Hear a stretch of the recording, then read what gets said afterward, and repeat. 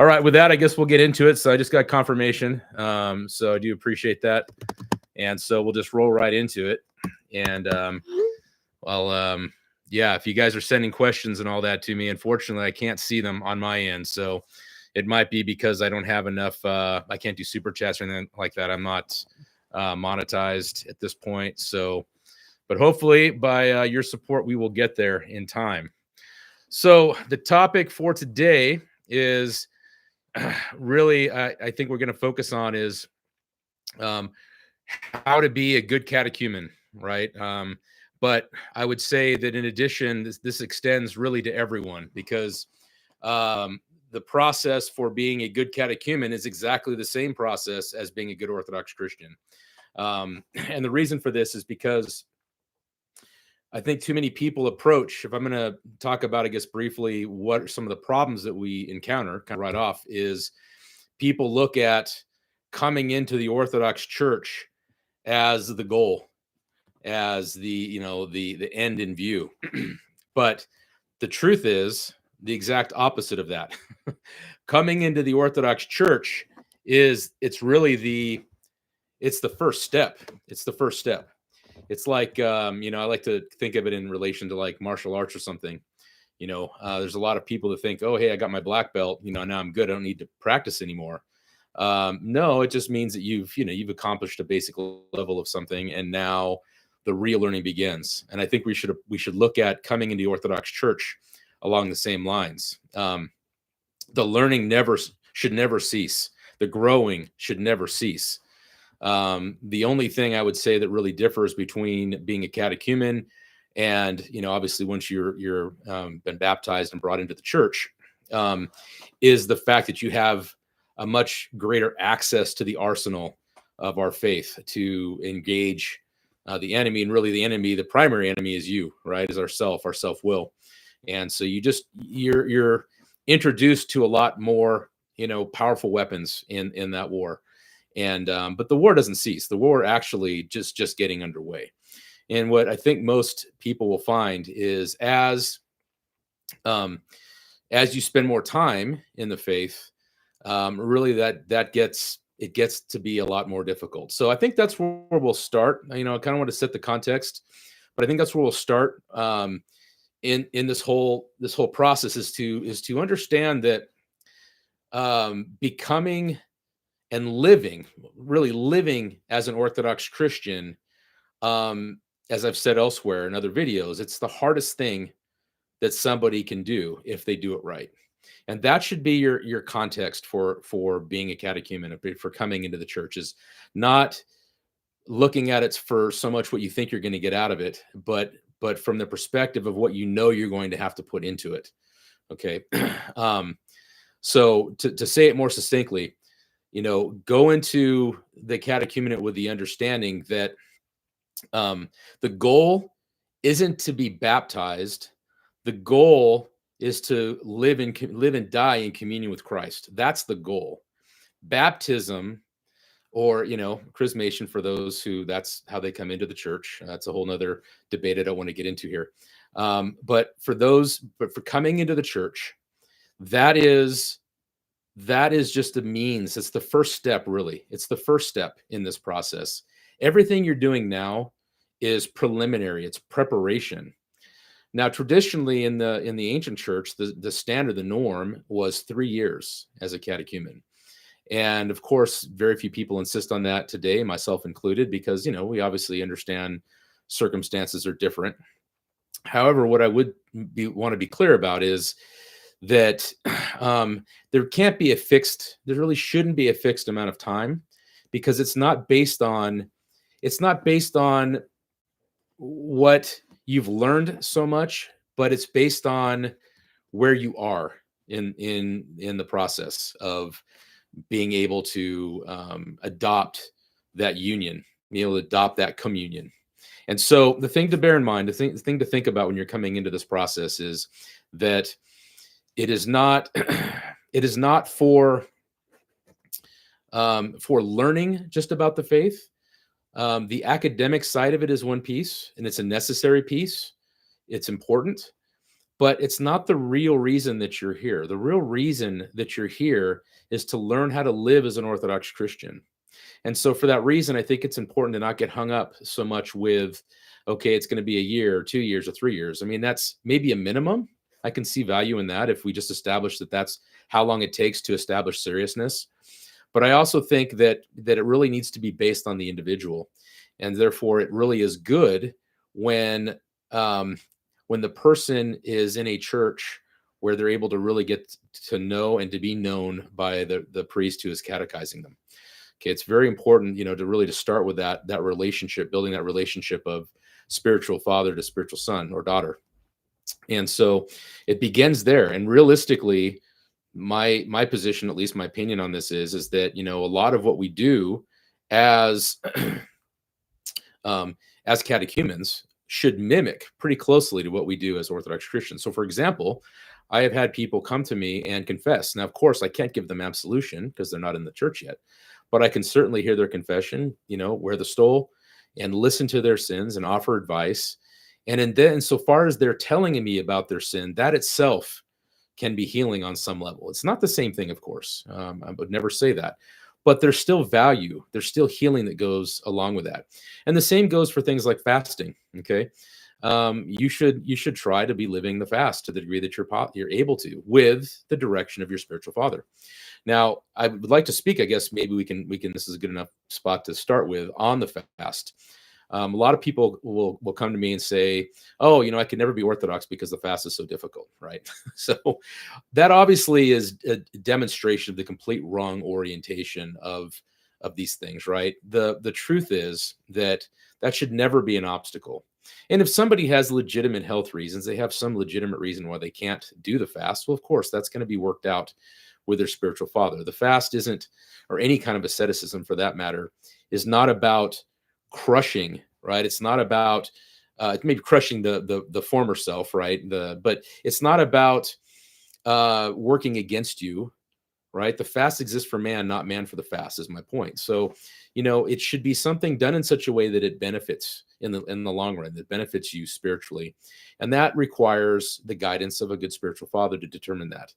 So if somebody struggles with a fast, it's a separate issue that should be worked out once again with your spiritual father, but it should never be something that keeps you from adopting the faith, right? And unlike, the traditional Catholic, we have a different approach regarding the fast. And so anyway, I suggest you talk to your priest about that. And I suggest that you, for anybody that actually is still a catechumen, but I think this live stream is going to apply to really everyone, because the things I'm going to mention here today, a lot of people probably didn't get, in their instruction in their catechesis. And, it's not to blame anybody. It's just to understand that there's, the priests today, they're extremely busy. And, there's a lot of challenges associated with the modern condition that make it difficult sometimes to go over certain things. So, all right, let's get into maybe some structured here. So in terms of the mental component, we'll just call it the educational, the academic component of the catechesis. My take or my approach to this is quite different than most priests. So I can only present what I do. This isn't to in any way, shape, or form criticize what they are doing. If you're in a catechism program that approaches things differently, that's, obviously every priest is going to run it according to what he thinks is best. So I can only present what I do and the reasons, the rationale behind why I do it, but it does seem to work well. So the first thing that I'm focused in is helping somebody to understand the approach, the mental approach to the world. Okay, you could call it one's philosophy, you could call it one's mental framework. Really, it's one's way of evaluating, approaching problems and trying to solve them. And the unfortunate part for many people, this is something that I think is just maybe not considered to the degree that it should be, is that many people, when they come in, they don't make that mental shift. They don't shift their mind, is what I'm really getting at. They don't shift from a Western mind to an Eastern mind of approaching things. And if one doesn't do that, it becomes very problematic for them, because a lot of orthodoxy won't really make sense in that according to that approach, the Western approach. And I think that's where a lot of these dialogues break down. A lot of these debates, for example, they break down because really we're approaching the problems from completely different angles. And so I'm going to place in the description box, I'll place some suggestions, but there's a book, what we start with. Let me see if I can dig it up here real quick. There's a book from St. Justin. I'll put the link down because it's kind of hard to find. So I'll put the link down if everybody wants it. It's very, very good at that's the first book that we go through. And it's very good at laying out the problems with the Western approach to evaluating religion, to approaching the faith, really approaching everything, but of course the faith being the most important part in it. And some of the framework, he explains very well. It's not really an apologetic work, but it is very apologetic in the sense that he shows how the Catholic and the Protestant approaches to God, to approaching God himself, are flawed. And that's a topic that we can take up somewhere else. I do intend to do that, to have a whole maybe a live stream or just a video devoted to that. But that's the first step, is understanding that you have to leave your baggage at the door. This is the really kind of put simply. You have to be willing. The first step is to be willing to leave your baggage at the door, period, whatever that is. Whether that's attachments to sin, whether that's attachment to a certain idea or ideal. The thing to understand in relation to this is that our ideas about things and the expectations that follow them can be idolatrous. Okay, when we hold on to a notion, to an idea of something so strongly that we are unwilling to let go of it, then we are idolizing it, right? We're making an idol of that idea. What we're in effect saying is, we're saying, God, I know better than you, right? The tendency of fallen human nature is to have a sense about how something should be that could be completely off base. Like, we don't even know where we got that from. Was it through the propagandizing of the media? Was it, from our upbringing? I mean, it could be from anywhere. It could be from any number of factors that are not good. But we hold on to it because it's familiar to us. Somehow we've accepted it. And the problem is, when somebody comes into orthodoxy, if they're unwilling to let those things go, they're not going to be able to come into the faith. Even if by, happenstance, they get baptized or they get chrismated and they come in, they're not going to fully engage the faith. They're not going to fully live the faith. And what I mentioned now about being the most difficult thing, it's not really going to apply to them because they're not fully adopting what it means to be Orthodox. And so once again, what the important piece here is understanding that the core virtue, not just for a catechumen, but for everyone, Orthodox Christians and honestly anybody who's looking to become one, is humility. Bottom line, end of story. If you don't have humility, you don't have anything. Humility is the baseline virtue for everything. I would argue that it's not even possible to have faith. It's not possible to have, hope or charity. Not possible to have any kind of other virtue. Like, in other words, if you're not willing to acknowledge your own weakness, your own need for God, right, then how is it possible that you're going to be willing to submit to him? This is the key point. Humility is what allows us to be able to look and understand that we don't know everything, right? That we have a profound need to be returned to our Creator. This is the most important thing. And so in general, if somebody is not willing to put their own interests, their own concerns, their own, pet ideas about things to rest, to lay them at the feet, of the church, and say, okay, I will listen to what's being given to me. Then it's not going to be possible really for them to adopt these things. There's a difference too, and I would say this doesn't mean you have to agree with everything that your priest is telling you either. There is a process of wrestling with these truths. So, for example, in my catechism, I don't really do lectures. We do almost like Socratic discussions, where I will read something and then we'll discuss it. And people are certainly welcome to question things. It's not a matter of, the modern education where you're just supposed to be like a little baby bird and, the adult bird sticks the food in your mouth. You have to wrestle with these truths to make them your own. So I'm not referring to that. That is perfectly acceptable. But what I am saying is that it has to be done in a spirit that truly desires the truth, right? that's done in a spirit of charity. You truly desire to know the truth, and you are willing to put forth the effort to make it your own. That's what I mean by humility in this context, is that you don't come into it with the idea that you're going to um, sort of lead or force your views on someone, in the same way that we don't expect the church to bow to the world, right? The world should bow to the church, right? The church, God is the ruler of the universe. He's the one who created everything and sustains it in existence, right? And has therefore all the obligations over it, and therefore that creation has to return to God, right? It's the cosmology. Everything comes from God and therefore should return to God. It's that spiritual circuit, okay, of everything flowing from and returning to. And that should be the context of everything that we do in life. And once again, the catechism, and also too, once we come in to the faith, that process of learning and growth has to continue. And the attitudes, just like the person, once again, using the analogy of the martial arts, the person who gets the black belt now thinks he knows something.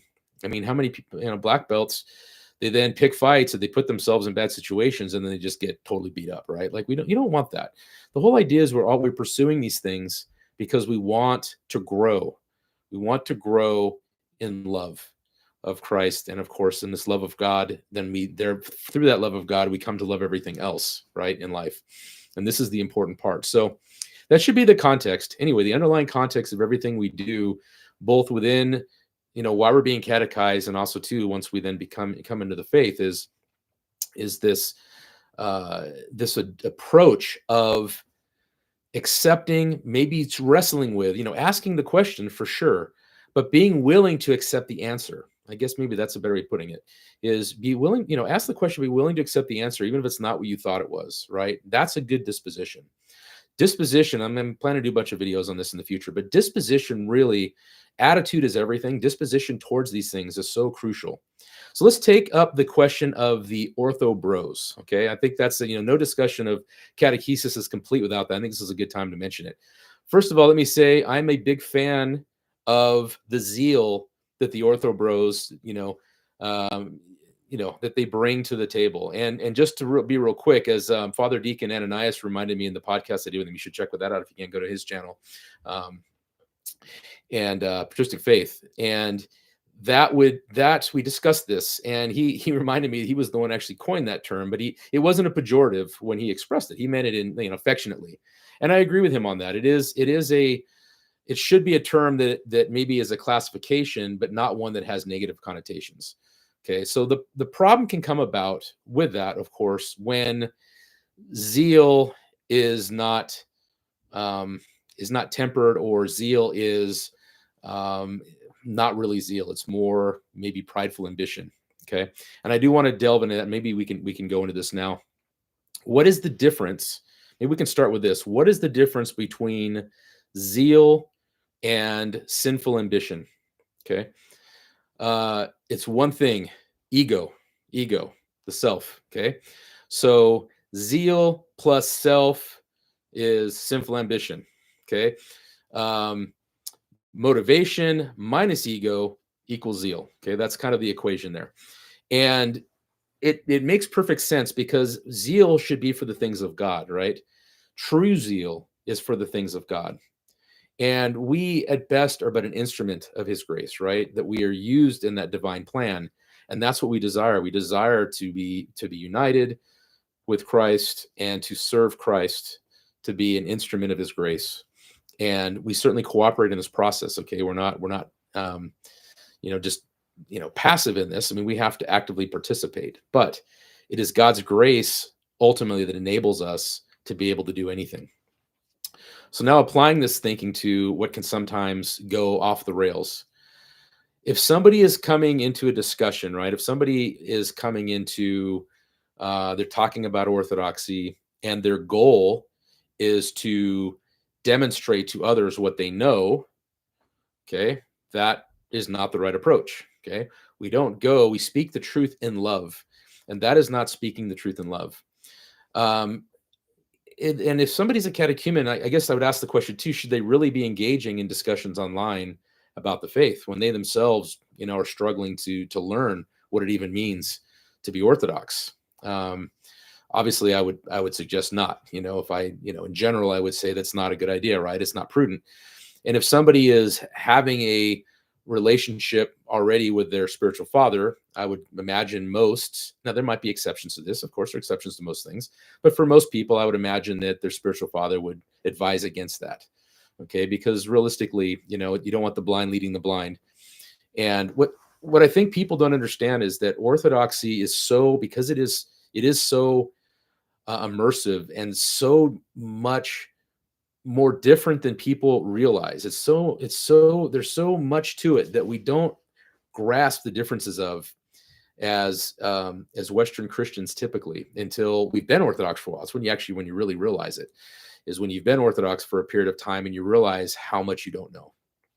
And that's the problem as a young, especially young men, a lot of the young men, but really young women too, anyone coming in, or even those who are more advanced in life and have some experience, even for them, there's a tendency to read some books and to watch some videos and to think that you know more than you do. You don't know what you don't know. And so part of the prudence in this is recognizing that you don't know some things and accepting that, acknowledging that, and being willing to account for that. And so in this context, you realize that's where the humility we come back to the humility, right? Like you're going into it as a student, as a pupil, not as a master. And when somebody goes and takes on a teaching function, remember, even if it's just even if it's just something on social media, if you're adopting that position, you're also taking the responsibility that goes along for whatever damage is going to come from that. I'm even hesitant as a priest, and with the, under with a blessing from my bishop to have this ministry, I am hesitant to discuss certain things or to get into certain topics that are fraught with potential risk to souls. Right? I stay within a certain narrow lane most of the time because the goal in this ministry is to help people. So even me now with this ministry, with the guidance of a bishop, the obedience to a bishop, which almost everybody online doesn't have any of that. They're just on their own. You have to think on the awesome day of judgment that you're going to answer for all those people that you've potentially negatively impacted. Okay. This is a big deal. It's a really big deal. And people need to be more cognizant of it, especially before they engage in these debates, and especially before they have the spiritual maturity to be able to engage in them in a manner that we just talked about, being able to speak the truth in love. If you yourself are not grounded in these truths, okay, you're almost assuredly not going to be able to do that.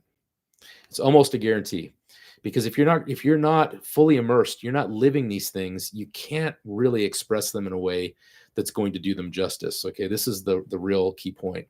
And so the simple answer to all this is I highly suggest that until you come into the faith, and have honestly been in the faith for really a couple of years, and with the blessing of your spiritual father, who is actually involved with your ministry, like is watching your videos or whatever, I would really caution against that. I think there's a lot more potential risk than reward in that.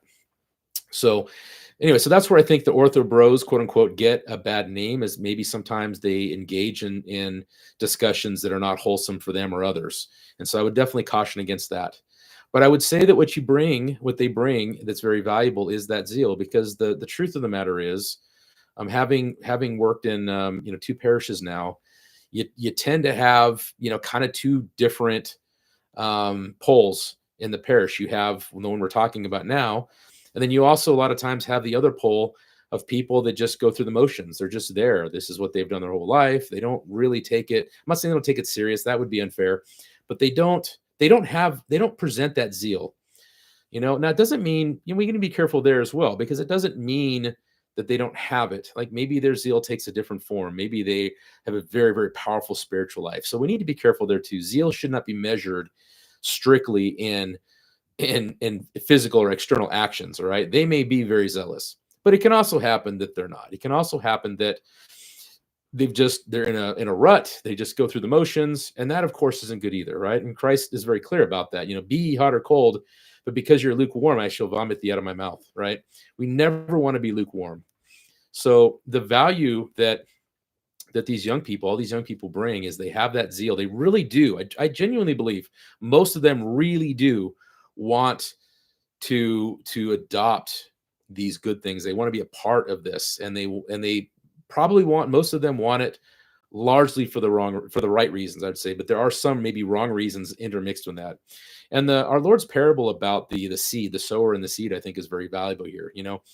Where he talks about all the different ways that we go wrong, and some of the seed falls on the rock, and some of it's in shallow soil, and all of these things apply to people coming into the faith, right? We need to sink deep roots, right? If you just shoot up real quick, but you don't sink the roots, you're going to go away. You're not going to last. And sadly, we see that. I've seen it, where people come in. It's, the priest, one of the priests that trained me, Father John McEwen, he had a joke that he would tell that was, it's sad, but it kind of proves the point, which is that, if you want somebody to leave the church, baptize them. Sadly, that happens a lot. I've seen it myself, and that's why for my own self, the way I do catechism, it's made a strong impression on me. I don't want that to ever be the case. I don't want to ever baptize somebody who's not going to stick with it, because understand your situation on the day of judgment will be much worse then. Okay. These are serious, serious things that you are working with. And we should never be flippant about what you're doing. It's the most serious thing. It's the most important thing you will ever do in your life. I know the world, the way it skews our perspective and the priorities that come out of that isn't going to allow us to see that, or it's going to try to work against that. But it really is true that the most important thing you're going to do in life is to become an Orthodox Christian, is to come into the faith and live that faith and die in that faith, right? That is the most important thing. And so, we need to approach it in that spirit. And so when somebody does that, they're going to, once again, to reiterate for people that are coming in, it's going to be the first time doing this, so I don't know people coming in and going out. But to reiterate, you want to make sure that you are approaching it with a serious mind, and that you're in it to win it, so to speak, right? That if you're going to put in the time, you're going to live these things that you're learning. You're going to live this faith that you're learning. That has to be your commitment. And that's what I'm looking for. I'm not going to baptize somebody unless it's danger of death or something. I am not going to baptize someone until they have demonstrated, until it's clear to me, as much as it can be, okay, without being able to read hearts or whatever, until it's clear to me that they are serious, that they are going to continue with this, for as much as that's possible to know, because I never want to put somebody in a situation or a position where they're worse off afterwards.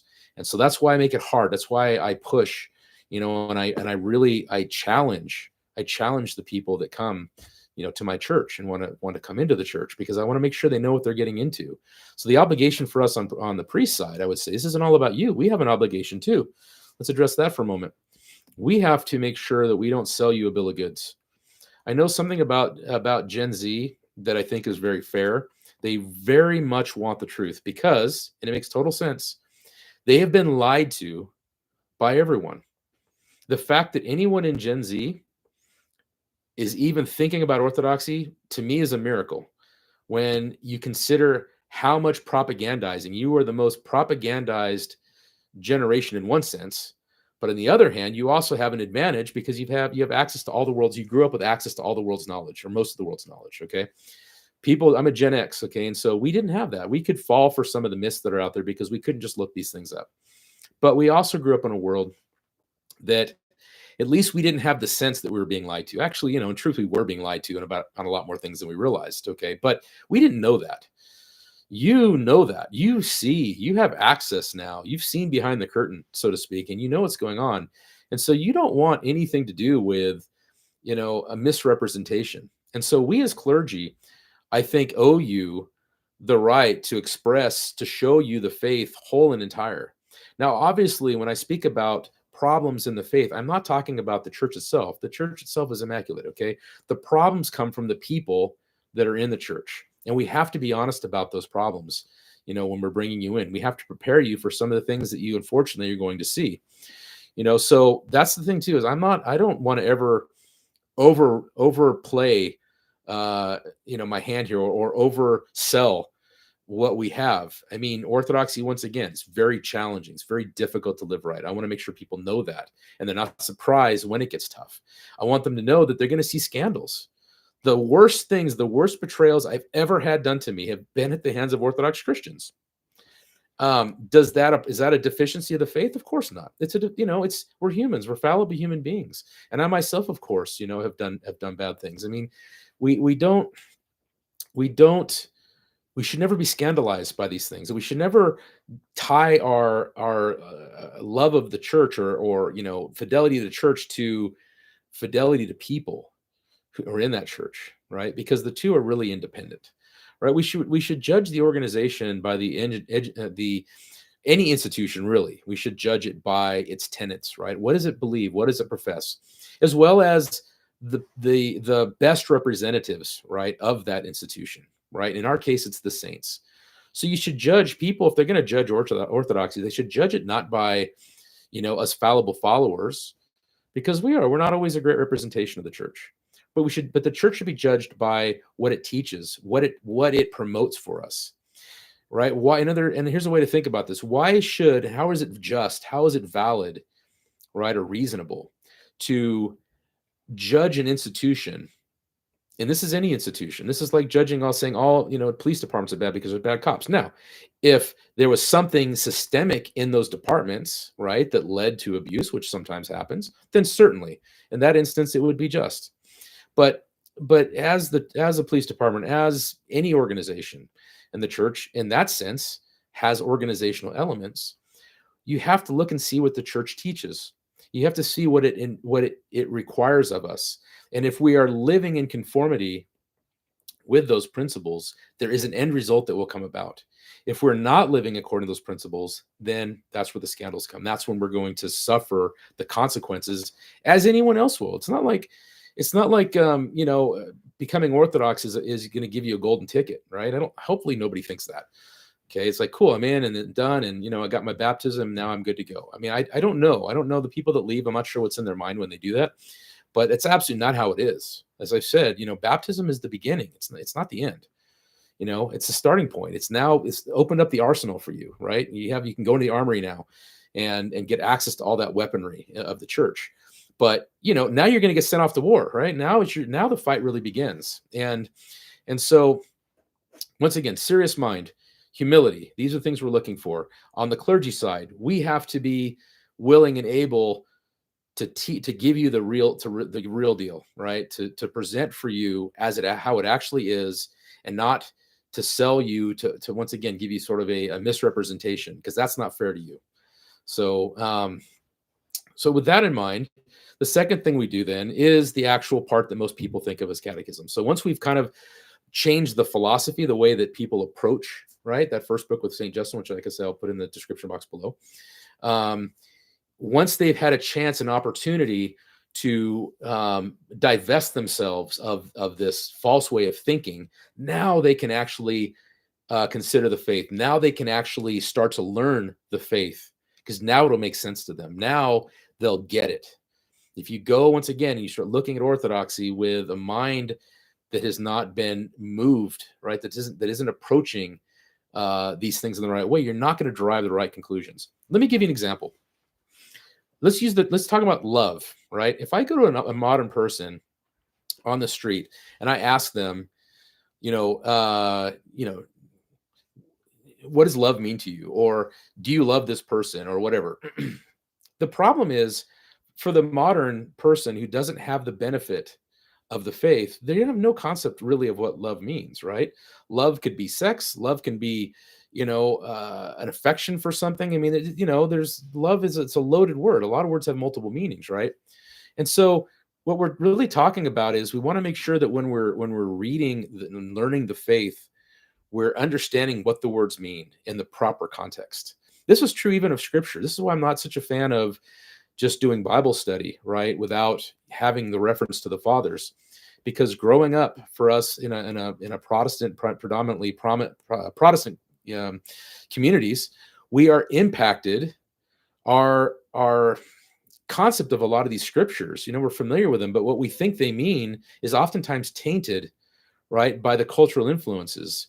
And I don't want to turn this video, I've talked a little bit about culture and the importance of it, but this is one of the ways that it negatively impacts us, is that when the culture is flawed, has a flawed understanding of the faith and the scriptures that undergird it, then you're going to derive the wrong conclusions. So even for myself, I mean, I recognize this even as a priest, for myself, when I've taken scripture classes in seminary. For me, I really spent a lot of time, the time in the scriptures I spent really reading the fathers and their understanding of it, because of course they had the true understanding of these scriptures.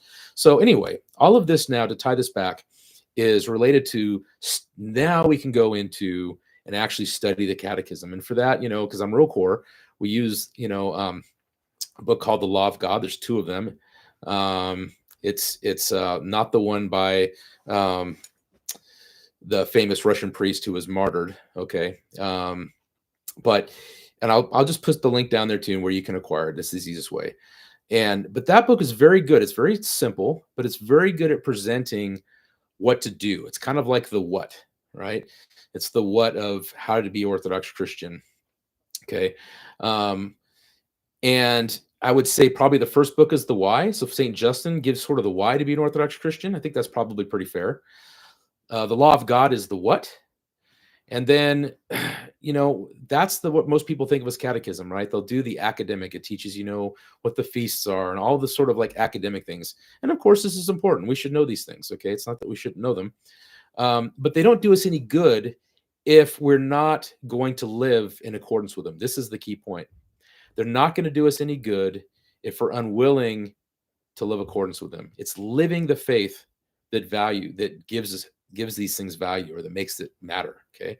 To know the faith does you zero good if you don't live by the faith. And so that's why I like to get that foundation. This is why we should be doing this. And this is the proper way to approach it. Now let's learn the faith. Okay.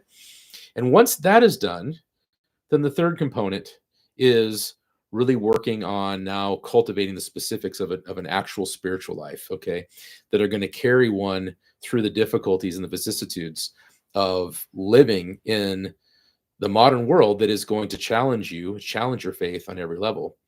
Apologetics is a little part of all of this. We don't spend a lot on that because, as I've said in other videos, as an Orthodox Christian, the rational side of this is not the most important part for us. I mean, when you have faith, when you have true faith, spiritual faith, the rational side of that is just not so significant, but there, can be valuable. As a priest, I need to know it, because obviously sometimes it's necessary for me to be able to present those.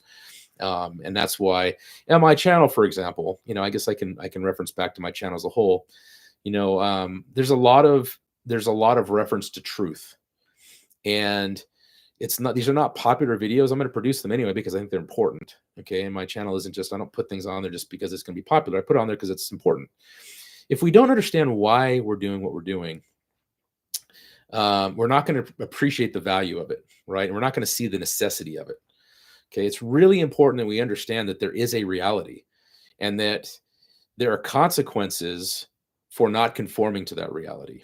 Okay. And that's why I put the emphasis on it. And that's why, once again, the first step is to help people grasp that. And then we start to learn more. And then with the spiritual life, that's the how we do it. Right. So, like I said, I'll put the books. There's a couple different ones that we can use for that. There's so many good works on that, somewhat is just based on the crowd and what's going to be best for them. But it's really important, I think, to hit those 3 points, right? Is the why, why be Orthodox Christian? I don't mean that just in an apologetic sense, but like, that you have to understand that there's a true order of things, and we have to live in conformity with that order, or we're going to suffer consequences. And then what is that? What is that order? How, what are these things that we're supposed to do? What are our obligations before God? How do we live that faith in a structured sense? And then how do we do it in a practical sense, spiritually, right? That underlies the spiritual life, obviously interpenetrates. It should interpenetrate everything else that we do, whether it's working our mundane or boring job, or obviously in the services, either end of the spectrum and everything in between. We should always be viewing or referencing our actions, our thoughts and actions, activities in relation to that spiritual domain. And so that should be a part of catechesis too, is that. Now, when it comes to reading books, I think I should say this too. I obviously have no script here. I'm just going off the top of my head. So as things occur to me, I'm going to say it. So one thing is, I think it's really important to, and this is something I don't see followed, and I think it's a real problem. I need to speak about Orthodox books. In people's zeal, a lot of times they will just read. Somebody will recommend a book, or they'll see it online, or whatever. There's myriad of different ways that people come upon these Orthodox books, and they want to do them. The reality of it is that not every book is good for every person at every time. Okay. So once again, I think it's really important for us to even, maybe there comes a point where that's not necessary, in terms of spiritual maturity. Maybe somebody reaches a point where that's not necessary anymore, but certainly starting out before you're in the faith, and really for quite some time afterwards, I mean, years, measured in years, someone should have this strong relationship with their spiritual father, cultivate it, and seek guidance even on things like that. Because let me mention one of the deficiencies that I would call it out as a deficiency in the modern expression of orthodoxy is there are a lot of books that are written. How can I say this? Some books are better than others. Let's start with that. Okay. Some are from more authoritative sources than others. Some books honestly can lead people astray. There are books out there that can lead people astray. And this isn't the opportunity. This isn't the time to go into those. But once again, not everything that's in the ortho space is worth reading. Okay. That's true online. That's true of videos. It's true of books. Okay. Even books from priests or bishops, for that matter. God forbid. But more importantly, even if the book, and that's rare, that's not a lot, but even if that book is good in and of itself, it doesn't mean it's good for you. And let me explain an example, like one of the reasons this is the case. A lot of books that are written on Orthodox subjects are focused specifically on that subject. And what happens with somebody who's essentially self-educating, right? They don't have that solid foundation, that broad foundation to be able to evaluate things. They tend to see everything through the narrow perspective of that book and the approach that it took to that subject, right? So I've seen a lot of, let's just talk about one example, the neo-hesychasts, okay? This is Romanides and Hierothos Vlachos, and there's a number of them that are out there, and certainly much of their work is great. A lot of what they have to say is great, but there are misconceptions that can come from these things as well that we really need to be careful about, because I have talked to people, for example, who will read some of those books and come away with conclusions that are completely false. Once again, coming back to the early part of this discussion, part of it's because they're approaching it with the wrong mind, right? So they have the wrong, for example, if your idea of what love means, right, is distorted and perverted, because the world certainly does this, wants us to have a perverted notion of it, then when you read a book about love, when that word is used, or maybe it's not about that, but that word is used, you're gonna have maybe a wrong notion. So they don't have the foundation, they don't have the right notions about things, and then they're reading a book that's very specialized and is trying to make a particular point. And that particular point, while maybe valid, it's valid within a greater context. So specifically, if somebody's talking about, for example, the importance of hesychastic practices, right? Watchfulness, saying the Jesus prayer. These are all, of course, this is core to our faith. And of course, we should do them all the time. But what can come away sometimes from some of these books is that that's all you need to do.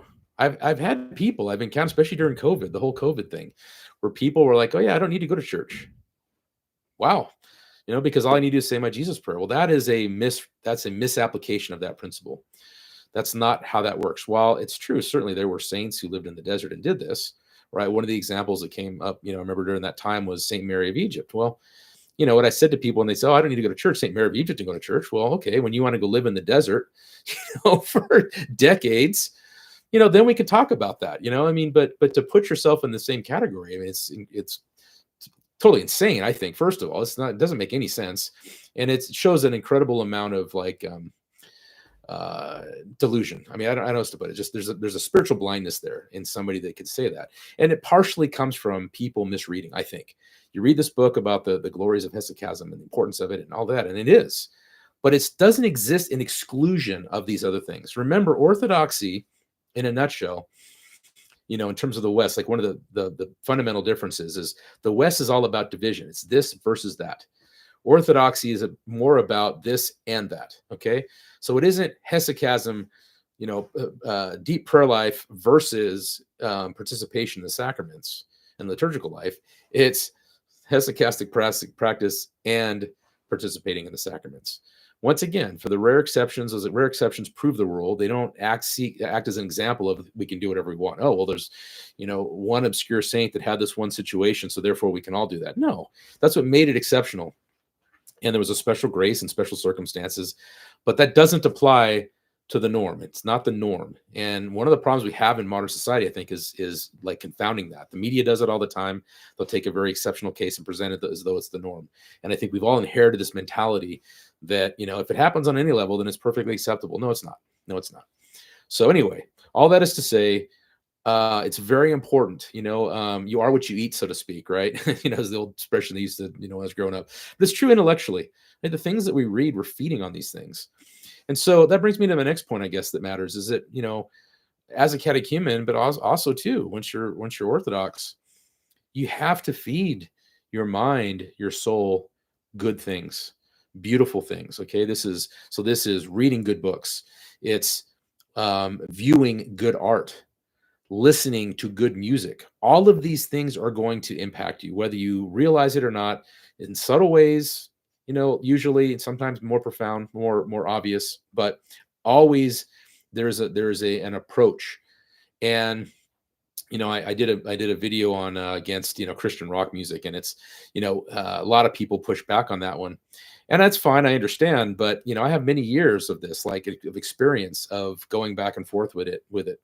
And I just invite people, anybody who doubts that, give it up for a month or two, and see the changes to your prayer life, before and after, so to speak, with your prayer life, and see how much better you can pray when you eliminate these things from your life.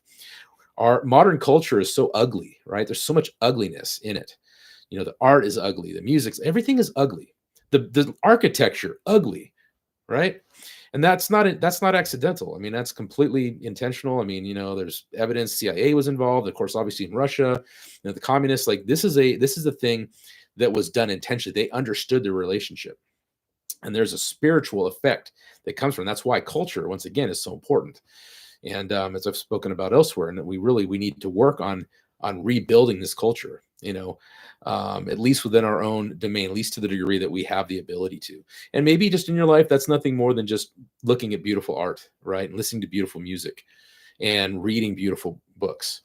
Once again, this should be done with the guidance of your spiritual father, but we should always be feeding the mind, feeding the soul, feeding the heart, right? And that is one way that one necessary means, honestly, and one of the most, I guess you could say, simple means that we grow, that we actually grow in theosis, is by doing this. And there's no difference between the catechumen and the Orthodox Christian at that point. I mean, the obligation for that remains. As a priest, I have to continue learning. It's not like you get out of seminary, and even those that go into advanced studies and all, it's not like, okay, you know everything. No, I mean, it's not about really the academics anyway, so much. It's about the formation, right? Education is really more about formation. And we should view that, I mean, kind of wrapping all these pieces together. I think if somebody looks at the process of catechesis more as formation than education, they're starting to get an idea of what it really should be. You should be getting formed in the faith. This is your habits, right? So, let's talk about that. Let's talk about, the rest of the picture, things that people don't often talk about. You should start cultivating good habits, right? Habits of self-control, habits of self-discipline, right? If there are addictions you have, you need to start working on those addictions. Once again, you will have access to tools that will help you when you come into the faith, but it's not like those tools wield themselves, right? Those weapons don't wield themselves, right? Those weapons are available to you, but you're the one that has to wield them. And so it's important that we learn how to wield them well, right? And part of that is developing a good routine, right? Having a good prayer rule. Once again, by the guidance of your spiritual father. Don't just take on a bunch of prayers, right? And then you crush yourself. That's why, it's so important, even on any of these things, to seek that guidance. I liken it, it's an analogy I'm going to use a lot, okay, but because it's a really good one, is weightlifting. You need to lift a weight that you can effectively, throw up there without hurting yourself. So work on that. Figure out what your max is, right? And work a little close to that, as close to that as you can, and increase that over time. Don't try to bite off too much. That's the problem with being overzealous too. Even if your heart is completely pure in it, and you're not coming at it with an axe to grind or trying to show people how smart you think you are, and all these other wrong reasons that people engage in discussions. You're trying to figure this thing out, and you're going to be evangelist, and thump people over the head with it. None of that is good. But even if none of that's happening, we can still go wrong in trying to do too much, right? There's so many anecdotes about that in the lives, especially the Desert Fathers, about people trying to do more than they could and having it achieve the opposite effect, right? That's why we seek a blessing for everything in regards to this kind of these kinds of spiritual movements and development, because we don't have a good sense, especially once again coming in, we don't have a good sense of what's right. Even me as a priest, I mean, I have a spiritual father too. Nobody is not accountable to someone. We're all accountable to someone. We need to be. We have to be. And that's one of the beautiful things about Orthodoxy, even just in our ecclesiology versus, say, the Catholic Church, is, everybody's accountable to someone else. If you have a bad anyone, priest, bishop, even a patriarch, Orthodoxy can deal with that, because there's a whole church outside of that, and the authority and the power of the church is not structured or contained in one person like you would have with the papacy. So if the Pope goes off the rails, the Pope does bad things and becomes a heretic or whatever, that church is done. It's that simple. We don't have that problem because we don't have that centralized authority. So if we have somebody goes bad, guess what? The brothers, the brother bishops or patriarchs or whatever level this is on, they're going to get together and they're going to excommunicate. They're going to give him a warning, and they're going to try to work with him first. But if he is unrepentant, they're going to anathematize him, and that's it, done. And that's how the church has always resolved these problems. So yes, we have bad priests, we have bad bishops, we have, like any organization. I mean, there's an organizational human element, to the physical, the visible church, but that doesn't in any way, shape, or form compromise the spiritual integrity, the spiritual perfection and beauty of the Orthodox Church. And so, I wish I had a way of being able to take questions here. I don't have any, for some reason, it's not working on my end, and I don't know why. Maybe one of the persons that has, maybe we can try to do this. One of my trusted friends here. If there is a chat, maybe just reach out to me. Somebody can reach out to me and let me know if there are questions on your end that I'm just not seeing. If not, then I'll probably start trying to wrap this up. I don't like to just go on and on for hours for no good reason. Obviously, once we get, I don't have my watch hours yet for my monetization, so that's the problem. So hopefully we'll get there, and then we can do the super chats and all that stuff. But for now, I mean, look, we've only been at this about a little bit less than 5 months, so it's not been that long, and I really do appreciate all the support. And you're certainly welcome to reach out to me on the channel, my website. All that's down there on selfhelp.com, where I'm getting a community set up over there and stuff too, and we can have more one-on-one types of conversations. So that's kind of the goal as well with that. But anyway, I think we'll end it there without getting any. I don't see any questions here. So hopefully in the future we can and maybe comments. You can put some comments down below. I guess that would be one way that I'll be able to see it when this posts, and then maybe in a future video I can answer it from there. But oh, here we go. Somebody just got, let's see, live stream in another window, live chat. Let's see here. Okay, well, I'm going to try that, and let's see what happens. If it dumps it out, then I don't see it means to do that. It's telling me I don't have that as an option. So I think rather than dump it out, I think it's best. Let me see real quick if let me see.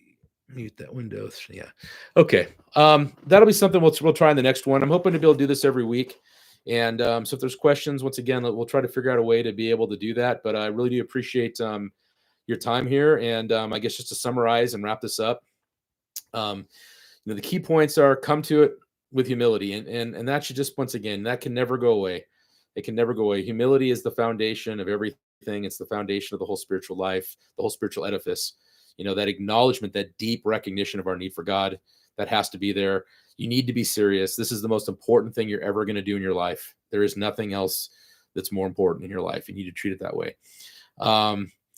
And then thirdly, you need to consider the three dimensions. You have to look at this as more of a formation rather than education, right? So that means, okay, got some questions coming in. Well, I'm going to do my summary anyway before I get into questions.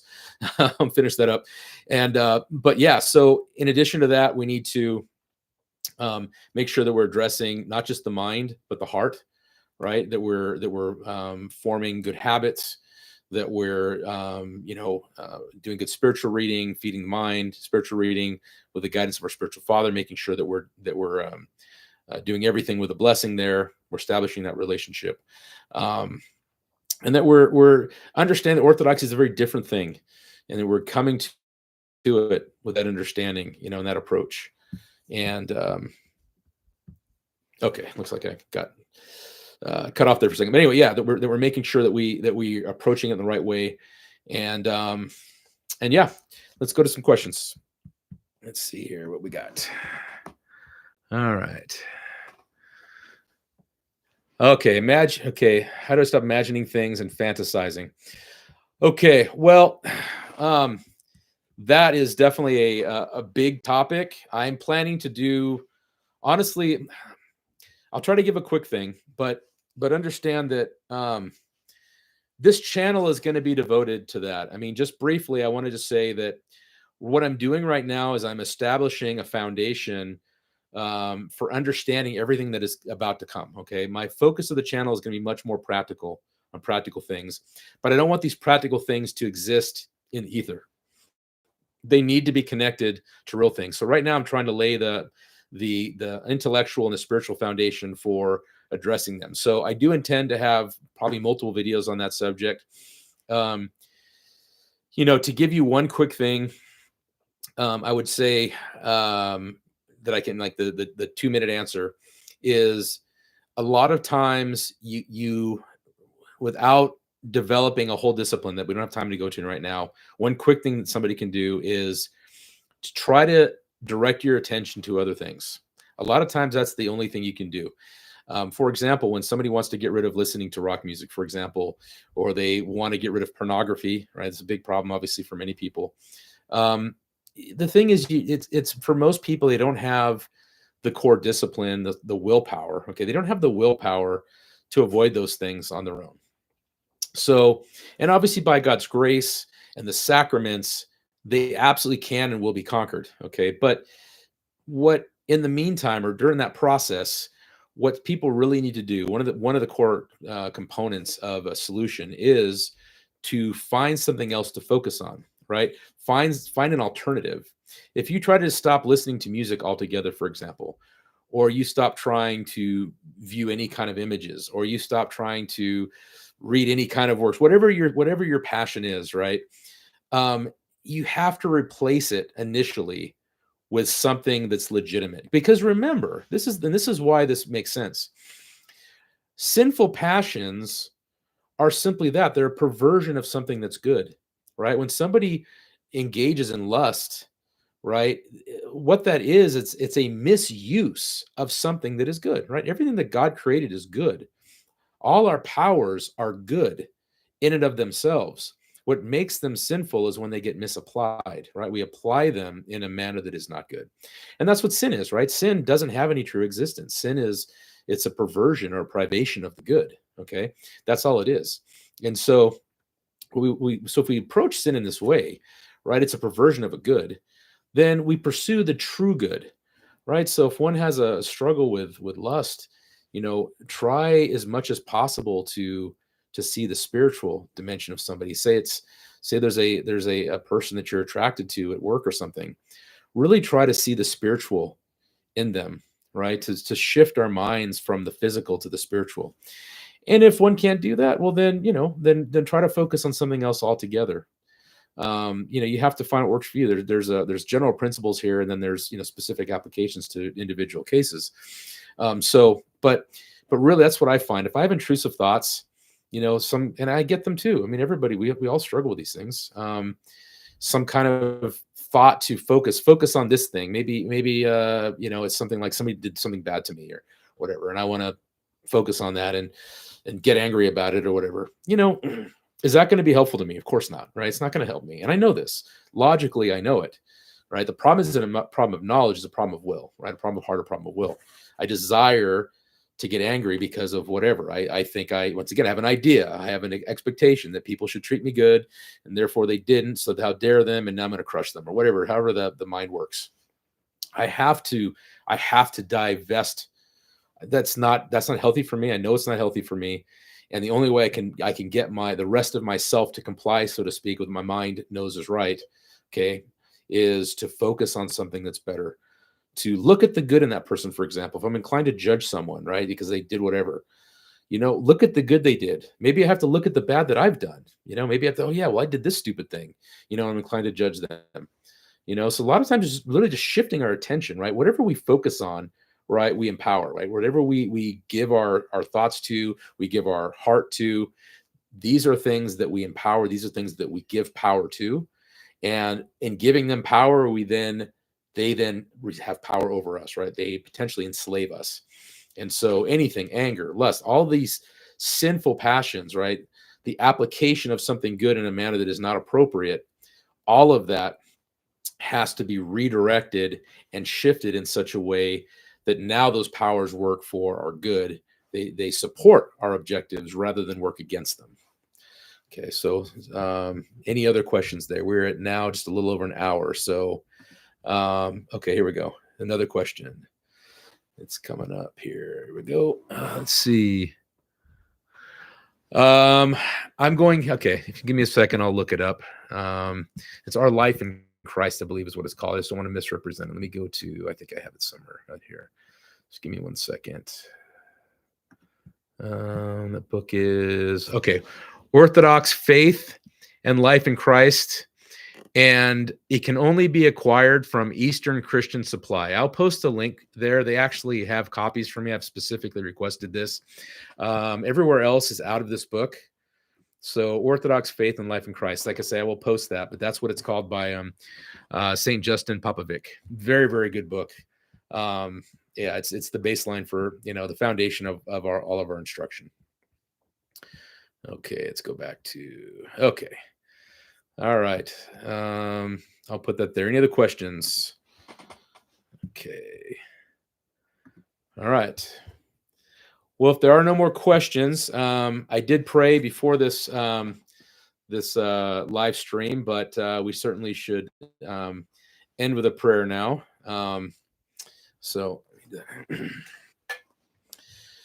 It is truly meet to bless thee, the Theotokos, ever blessed and most blameless and mother of our God, more honorable than the cherubim, beyond compare, more glorious than the seraphim, who without corruption gave us birth to God the Word, the very Theotokos, thee do we magnify.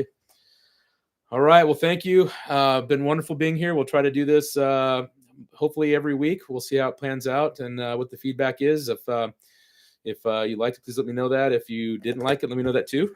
And, any other, further discussion topics or anything, we'll do the best we can to get those to you. Anyway, thanks again, and may the Lord bless all of you. Thank you.